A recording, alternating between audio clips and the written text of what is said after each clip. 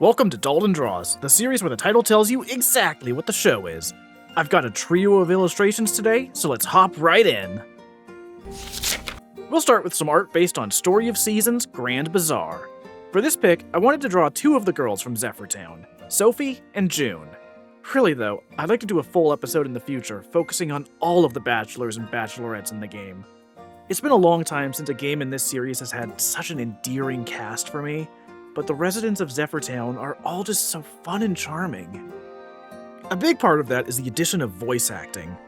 I honestly had never even considered that this series could get voice acting, but it really adds so much to the experience.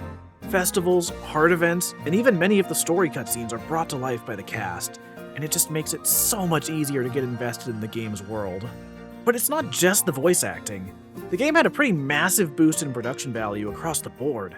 Characters are rendered so much more closely to Igusa Matsuyama's artwork. They're more expressive, more animated, the world is full of all these little details, the score is just incredible, it's just... I don't like to throw the word peak out there unless it's a joke, but genuinely, it's been a fantastic time. And I'm not even done with the first year! If you know me, you know my love of Harvest Moon 64. Part of that is the more down-to-earth vibes, but a lot of it is the time management. Days in that game are brisk, and it makes every decision matter. Do you go visit folks in town? Do you go mining in the winter? Maybe some quick foraging or fishing? You don't have time for everything, and I think that helps to keep the gameplay from getting too repetitive. And yet, ironically, Grand Bazaar strikes a similar balance for me despite how long the days are. If you stay up late, you wake up super late. Time passes while indoors, so no matter what, taking care of your animals is going to take time. There's not one designated mine to grind away at, but rather mining spots in the mountains which are away from the town. And of course, every Saturday is the bazaar, where you should be hauling everything over to the plaza to sell. And that takes up the whole day. Instead of just doing everything every day, you're prepping for what you'll sell at the bazaar that weekend. This game just really struck a chord with me. I enjoyed the other two remakes, Friends of Mineral Town and A Wonderful Life. Heck, I got a code to stream A Wonderful Life and played through it in full over a year. But both of those remakes are pretty faithful to the originals. Some changes, sure, but unless you're a fan of the original version, it's hard to recommend the remakes. And even then, some fans don't enjoy the changes. But Grand Bazaar is different. They took what is, from my understanding, one of the less remembered DS entries in the series and made it into arguably the best game in the series. This is the originator of the genre, re-establishing why it matters, and I truly cannot recommend it enough. Next up is a duo from IDW's Sonic the Hedgehog comics. It's Surge and Kit. I don't talk about reading comics much, which is kind of funny considering I make my own comics, Smash Time Stories. But over the last few years, I've read the IDW Sonic series on and off, and I honestly love it. I love that lighthearted action vibe, the art is usually great, and it's nice to get to spend more time with these characters, you know? When I was a teen, it was the era where people were pushing back against Sonic's annoying friends, and the aftermath of that was an era where they barely showed up in the games. And even when they did show up, Sonic games aren't particularly long, so you don't get to spend much time with them. Games like Murder of Sonic the Hedgehog or stuff like the comics really give the extended cast time to shine. Most recently, Sonic Racing Crossworlds filled that void. There's so many fun rival interactions in that game, some of which I'd really love to animate if my schedule allows it. There's been a lot of heated debate online about this game versus Mario Kart World, but I've had a lot of fun with both games. Plenty of frustration too. Mario Kart is lacking in options, and Crossworlds has all of these little annoyances that add up for me. I could go on a whole rant about how much time is wasted in lobbies in Crossworlds, but I don't like to rant on this channel. I prefer to focus on what I enjoy, and despite some grievances, I've really enjoyed Crossworlds. Heck, that's the main reason IDW was on my mind to begin with.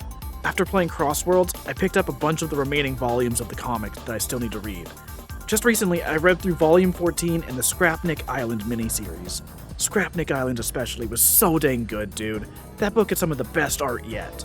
At some point, I want to pick up the comics I've already read. See, for the longest time, I was reading the comic digitally on Comixology, but Amazon made a mess of the whole thing until now it's just a funky little comic reader on the Kindle app. I still read some stuff on there, but it's pushed me back into reading physical books again. There are these hardcover collections of the IDW comics, but boy are they pricey. That said, you get a year's worth of comics in those collections, and they're in the recommended reading order, so if you're interested in checking out the series, those are a great place to start.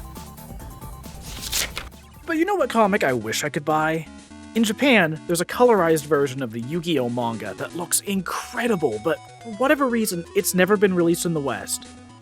Feels like the 25th anniversary would have been a good excuse to bring that over, but nope, nothing. Oh well. What we did get, however, was the Early Days collection, and boy is that a collection I've got some thoughts on. In fact, consider this piece of art a teaser, because I've been planning a Yu-Gi-Oh! Episode of Dalton Draws ever since that released. I've been frustrated with how the collection was covered, because I don't feel like it's been given the proper time of day. The collection has almost every Game Boy and Game Boy Advance Yu-Gi-Oh! Game. The games in the collection that are just duel simulators serve as a great time capsule of the early years of the game, but those aren't what interests me the most. What I've enjoyed is going through the Duel Monsters series of games. I grew up with Dark Duel Stories, which is actually the third game in the series. The collection has 1, 2, and 4 translated for the first time, and playing them in order is fascinating. The first game is practically just war, highest number wins, no tributes, and only the most basic stat boosts. Each game in the series adds mechanics that start to bring it more in line with the card game, but not the card game we know. Elements like type advantages don't come from the TCG, but they do come from the early manga. And the evolution of the digital game falls in line with the evolution of the game in the book.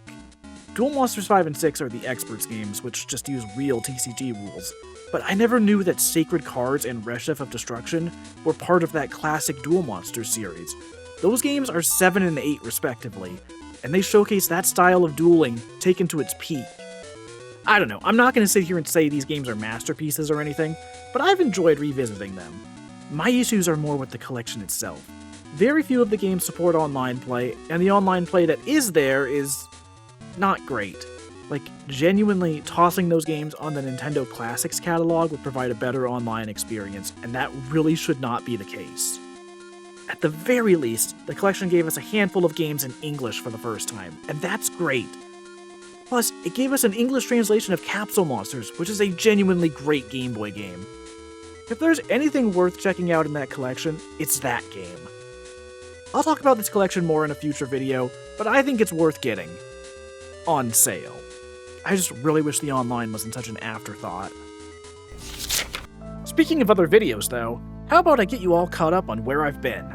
First off is my webcomic, Smash Time Stories.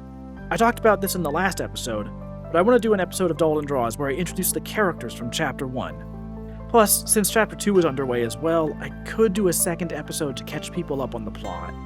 I plan to do new art of each character when they show up in a chapter, so maybe that could be its own little mini-series. If you want to read the comic as it releases though, you can head on over to smashtimestories.com, or you can get the new pages early over on Patreon. As usual, I've been chipping away at a few projects with the folks at Mashed. I animated the music video for Ready Player 2. More recently, I animated a Genshin Impact music video for this year's Hoyo Fair, and I was the art director for a Devolver Digital ad. Beyond that, I've been streaming on Twitch, and I've got an archive channel now. You can keep up with my streams over on Smash Tunes Rewind.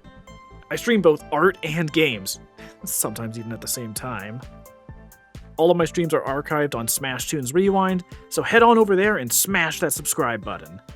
Thanks for watching, and tune in next time for more art. Later.